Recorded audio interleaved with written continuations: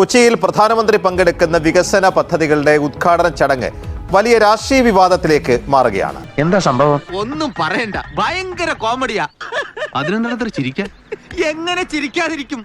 പരിപാടി സംസ്ഥാന സർക്കാർ ബഹിഷ്കരിക്കും.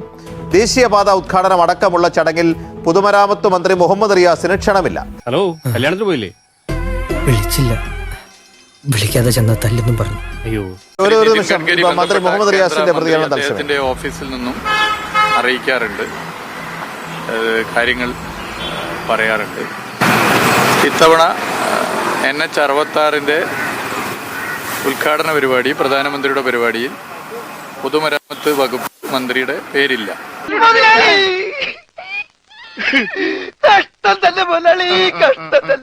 അത് ഇത്ര കഷ്ടായി പോയിട്ടോ, ഓൻ എത്ര വിഷമം ഉണ്ടാവൂലേ. നമുക്കറിയാം NH-66 എങ്ങനെയാണ് കേരളത്തിൽ യാഥാർത്ഥ്യമായത്. മുടങ്ങിപ്പോയ പദ്ധതിയാണ്, മരണപ്പെട്ട പദ്ധതിയാണ്. 2014 ഈ പദ്ധതി ഇനി കേരളത്തിൽ നടക്കില്ല, അതുകൊണ്ട് ഈ പദ്ധതി ഉപേക്ഷിക്കുന്നുവെന്ന് റിട്ടേണായി national highway authority of India നിലപാട് സ്വീകരിച്ച് അവരുടെ ഓഫീസും പൂട്ടിപ്പോയതാണ്. അന്നത്തെ UDF ഗവൺമെന്റിന്റെ കെടുകാര്യസ്ഥതയാണ് ഈ പദ്ധതി മുടങ്ങാൻ കാരണമെന്നുള്ളത് എല്ലാവർക്കും അറിയാം. പോട്ടട സുന്ദരേശ, നിന്നെപ്പോലെ വിഷമം എനിക്കുണ്ട്. 2016 LDF സർക്കാർ അധികാരത്തിൽ വന്നു. ശ്രീ പിണറായി വിജയൻ മുഖ്യമന്ത്രിയായി. പ്രകടന പത്രികയിൽ തന്നെ LDF പറഞ്ഞിരുന്നു, LDF അധികാരത്തിൽ വന്നാൽ ഈ പദ്ധതി മുടങ്ങിപ്പോയത് തിരിച്ചു കൊണ്ടുവരാൻ ഇടപെടും. അങ്ങനെ പ്രധാനമന്ത്രിയുമായും കേന്ദ്രമന്ത്രിയുമായി ചർച്ച ചെയ്തു. ആ ചർച്ചയുടെ ഭാഗമായി കൂടുതൽ ഫണ്ട് കേന്ദ്ര സർക്കാർ തരേണ്ടതുണ്ട്. പക്ഷെ അത് തരാൻ നിലവിലുള്ള സാഹചര്യത്തിൽ പറ്റില്ല എന്നുള്ളൊരു നിലപാട് കേന്ദ്ര സർക്കാർ സ്വീകരിച്ചു. ആ കാണുന്ന ഓരോരോ പുല്ല് വരെ സരോജ് സാറിന്റെ സ്വന്തം ഐഡിയ ആണല്ലേ? എനിക്ക് തോന്നി എല്ലാത്തിലും ഒരു കലാകാരന്റെ കരവിരുത് പ്രകടമായി കാണാം. ഇതിൽ വലിയ കാര്യങ്ങളൊന്നുമില്ല, പെട്ടെന്ന് തട്ടിക്കൂട്ടിയതാ. പിന്നെ ഇതിന്റെ എല്ലാ പ്രവർത്തനങ്ങളും ആദ്യം മുതൽ അവസാനം വരെ കേരളത്തിന്റെ മുഖ്യമന്ത്രി ഇടപെട്ടു, പൊതുമരാമത്ത് വകുപ്പ് ഇടപെട്ടു, എല്ലാ വകുപ്പുകളും ഇടപെട്ടു, എല്ലാ വകുപ്പുകളും ഏകോപിപ്പിച്ചു. അതിന്റെ ലിസ്റ്റ് വന്നപ്പോൾ PWD മന്ത്രിയില്ല, BJP സ്റ്റേറ്റ് പ്രസിഡന്റ് ഉണ്ട്. നിക്ക് ഏത് റൂട്ടിലേക്കാ വണ്ടി തിരിക്കണേന്ന് എനിക്കിപ്പോ മനസ്സിലായി. BJP സ്റ്റേറ്റ് പ്രസിഡന്റ് PWD മന്ത്രിയെ വെട്ടി വരേണ്ട ആളാണോ? നമ്മള് ചർച്ച ചെയ്യേണ്ട കാര്യമല്ലേ? നിനക്ക് ഇപ്പോഴും നല്ല വിഷമമുണ്ടല്ലേ? കുറേശ്ശെ. BJPയുടെ സംസ്ഥാന അധ്യക്ഷനെ അതിന്റെ പരിപാടി വിളിച്ചു. അങ്ങനെയാണെങ്കിൽ KPCC പ്രസിഡന്റിനെ വിളിക്കണ്ടേ? CPIMന്റെ സംസ്ഥാന സെക്രട്ടറിയെ വിളിക്കണ്ടേ? CPIയുടെ സംസ്ഥാന സെക്രട്ടറിയെ വിളിക്കണ്ടേ? കേരളത്തിലെ രാഷ്ട്രീയ പാർട്ടികളുടെ സംസ്ഥാന നേതൃത്വത്തെയൊക്കെ വിളിക്കണ്ടേ? പേര് വേണ്ട, വിളിക്കാം, പേര് വെക്കണ്ടേ? ഇത് ജനാധിപത്യത്തിൽ ഗുണകരാണോ?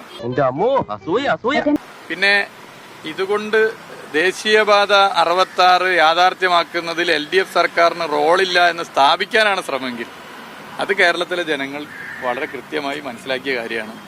കേരളത്തിലെ ജനങ്ങളുടെ മനസ്സിൽ പോസ്റ്റർ പതിഞ്ഞതുപോലെ പതിഞ്ഞ കാര്യങ്ങളാണ്. കണ്ണീര് തുടച്ചിട്ട് കുറച്ചുകൂടി വിശ്വസിക്കാൻ തോന്നുന്നല്ലേ. പിന്നെ സംസ്ഥാന സർക്കാരിന് മുന്നിൽ 2 വഴികളേ ഉള്ളൂ. ഒന്നുകിൽ ഈ പദ്ധതി ഉപേക്ഷിക്കുക, അതല്ലെങ്കിൽ പദ്ധതിക്ക് വേണ്ടി ഫണ്ട് കണ്ടെത്തുക.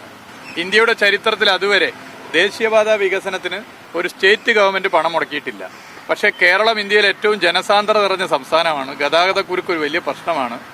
വാഹനപ്പെരുപ്പം ഭീകരമായ പ്രശ്നമായി മാറുന്നു. അതിനൊരു ആശ്വാസ പദ്ധതിയാണ് NH-66 എന്നുള്ളത് കൊണ്ട് തന്നെ ചരിത്രത്തിലാദ്യമായി ദേശീയപാത വികസനത്തിന് ഒരു സംസ്ഥാന സർക്കാർ പണം ചെലവഴിക്കാൻ തയ്യാറാണ്. 1 ലക്ഷം റുപ്യ ഇടയ്ക്കിടയ്ക്ക് പറയുന്നുണ്ടല്ലോ, ഇതിലെന്തോ ഒരു ചുറ്റിക്കളി ഉണ്ട്. സത്യമായിട്ട് 1 ലക്ഷം രൂപയാണ്. അദ്ദേഹം ഉയർത്തുന്ന ചോദ്യം BJP സംസ്ഥാന അധ്യക്ഷൻ പൊതുമരാമത്ത് മന്ത്രിയെ വെട്ടിവരേണ്ട ആളാണോ? ഏതർത്ഥത്തിൽ പൊതുമരാമത്ത് മന്ത്രിയെ ഒഴിവാക്കി എന്നുള്ളതാണ്. 2014 ശേഷം ദേശീയപാത വികസനത്തിൽ സംസ്ഥാന സർക്കാരിൻ്റെ അന്നോളമില്ലാത്ത ഒരു പുതിയ നയപരമായ തീരുമാനത്തെക്കുറിച്ച് അദ്ദേഹം പറഞ്ഞു. ശരിയാണ്, സംസ്ഥാന സർക്കാർ ദേശീയപാത വികസനത്തിന് പണം മുടക്കുന്ന ആദ്യത്തെ സംഭവം അതാണ്. പക്ഷേ ദേശീയപാത വികസനത്തിന് വേണ്ടി സ്വന്തം പണം മുടക്കേണ്ടി വന്ന ഏക സംസ്ഥാനം കേരളമാണ് എന്ന് ചില നേതാക്കൾ പറയാറുണ്ട്. പക്ഷെ അത് ശരിയല്ല. ഞാൻ കണക്ക് നോക്കുകയായിരുന്നു. ഇപ്പോൾ എന്താ ഉറക്കം വരുന്നു. 5600 കോടിയോളം എന്ന് അദ്ദേഹം പറഞ്ഞു. 5580 കോടി രൂപയാണ് സംസ്ഥാന സർക്കാർ ദേശീയപാത വികസനത്തിന് ഭൂമി എടുത്തു കൊടുക്കുന്നതിനടക്കം ചെലവാക്കിയിട്ടുള്ളത്. മറ്റ് സംസ്ഥാനങ്ങളുടെ ഷെയർ നോക്കിയാൽ മഹാരാഷ്ട്ര 27,568 കോടി, ഉത്തർപ്രദേശ് 23,134 കോടി, പഞ്ചാബ് 13,000 കോടി, ഹരിയാന 13,000 കോടി, ഗുജറാത്ത് 11,700 കോടി രൂപ. നേരാണോ താൻ പറയുന്നത്? നോണ പറയേണ്ട കാര്യമാണോ ഇത്? അങ്ങനെയാണ് സംഗതിയുടെ കിടപ്പ്. ഇനി ഞാനിവിടെ നിന്ന് ഡയലോഗ് പറഞ്ഞ കരഞ്ഞു പോകും. ഉസ്മാനെ രക്ഷപ്പെട്ടടാ. മുഹമ്മദ് റിയാസിനെ വിളിച്ചില്ല എന്നുള്ളതാണ് സംസ്ഥാന സർക്കാർ ഒരു ആക്ഷേപമായി പറയുന്നത്. പ്രധാനമന്ത്രി പങ്കെടുക്കുന്ന പരിപാടികളിലൊന്നും തന്നെ എന്താണതിന്? അല്ല നോക്കൂ, അല്ല BJPക്ക് ഒരു അങ്ങനെ നിലപാടൊന്നുമില്ല. ഞാൻ ഒരു സാമാന്യ ബുദ്ധി ഉപയോഗിക്കുന്ന ഒരാളാണ്.